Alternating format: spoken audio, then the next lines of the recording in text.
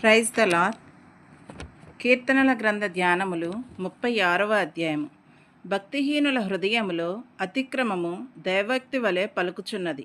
వాని దృష్టి ఎదుట దేవుని భయము బొత్తిగా లేదు. వాని దోషము బయలుపడి అసహ్యముగా కనబడు వరకు అది వాని దృష్టి ఎదుట వాని ముఖస్థుతి చేయుచున్నది.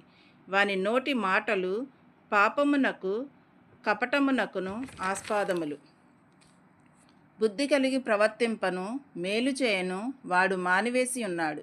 వాడు మంచం మీదనే పాపయోచనను యోచించును. వాడు కాని నడతలు నడుచువాడు. చెడుతనము వానికి అసహ్యము కాదు. యెహోవా, నీ కృప ఆకాశమునంటుచున్నది. నీ సత్యసంధత్వము అంతరిక్షమునంటుచున్నది. నీ నీతి దేవుని పర్వతములతో సమానము. నీ న్యాయ విధులు మహాగాధములు. యెహోవా, నరులను జంతువులను రక్షించువాడవు నీవే. దేవా, నీ కృప ఎంతో అమూల్యమైనది.